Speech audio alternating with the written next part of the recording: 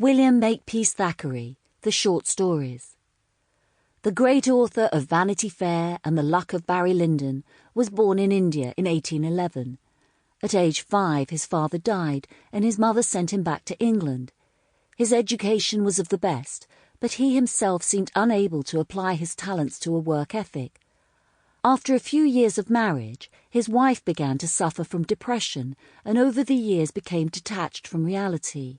He himself suffered from ill health later in his life, and the one pursuit that kept him moving forward was that of writing, and in his lifetime he was placed second only to Dickens. High praise indeed. In this volume we take some of his shorter works. They are perfect miniatures of the world as he saw it. These stories are read for you by Richard Mitchley and Ghizela Rowe. Mrs. Perkins's Ball by William Makepeace Thackeray. The Mulligan of Ballymulligan, and how he went to Mrs. Perkins's ball. I do not know where Ballymulligan is, and never knew anybody who did. Once I asked the Mulligan the question, when that chieftain assumed a look of dignity so ferocious, and spoke of Saxon curiosity in a tone of such evident displeasure, that, as after all it can matter very little to me whereabouts lies the Celtic principality in question, I have never pressed the inquiry any farther. I don't know even the Mulligan's town residence. One night, as he bade us adieu in Oxford Street, "I live there," says he, pointing down towards Oxbridge with the big stick he carries. So his abode is in that direction, at any rate. He has his letters addressed to several of his friends' houses, and his parcels, etc., are left for him at various taverns which he frequents.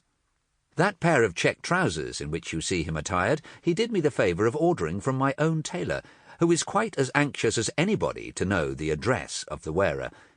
In like manner, my hatter asked me, "Who was the Harish gent as ordered 4 hats and a sable boar to be sent to my lodgings?" As I did not know, however I might guess, the articles have never been sent, and the Mulligan has withdrawn his custom from the infernal 4 and 9 scoundrel, as he calls him. The hatter has not shut up shop in consequence. I became acquainted with the Mulligan through a distinguished countryman of his, who, strange to say, did not know the chieftain himself. But dining with my friend Fred Clancy of the Irish Bar at Greenwich, the Mulligan came up, introduced himself to Clancy, as he said, claimed relationship with him on the side of Brian Boru, and drawing his chair to our table, quickly became intimate with us. He took a great liking to me, was good enough to find out my address and pay me a visit, since which period, often and often on coming to breakfast in the morning, I have found him in my sitting-room on the sofa, engaged with the rolls and morning papers. And many a time, on returning home at night for an evening's quiet reading, I have discovered this honest fellow in the arm-chair before the fire, perfuming the apartment with my cigars, and trying the quality of such liquors as might be found on the sideboard. The way in which he pokes fun at Betsy, the maid of the lodgings, is prodigious. She begins to laugh whenever he comes. If he calls her a duck, a divil, a darling, it is all one. He is just as much a master of the premises as the individual who rents them at 15 shillings a week. And as for handkerchiefs, shirt collars, and the like articles of fugitive haberdashery, the loss, since I have known him, is unaccountable. I suspect he is like the cat in some houses.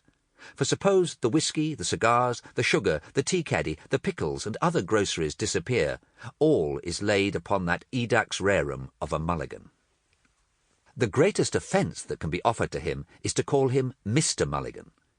"Would you deprive me, sir," says he, "of the title that was borne by me princely ancestors in 100,000 battles, in our own green valleys and forests, in the American savannas, in the Sierras of Spain and the flats of Flanders, the Saxon has quailed before me war cry of Mulligan aboo! Mr. Mulligan! I'll pitch anybody out of the window who calls me Mr. Mulligan." He said this, and uttered the slogan of the Mulligans with a shriek so terrific that my uncle, the Reverend W. Gruels of the Independent Congregation Bungay, who had happened to address him in the above obnoxious manner while sitting at my apartments drinking tea after the May meetings, instantly quitted the room, and has never taken the least notice of me since, except to state to the rest of the family that I am doomed irrevocably to perdition. Well, one day last season, I had received from my kind and most estimable friend Sample complete. Ready to continue?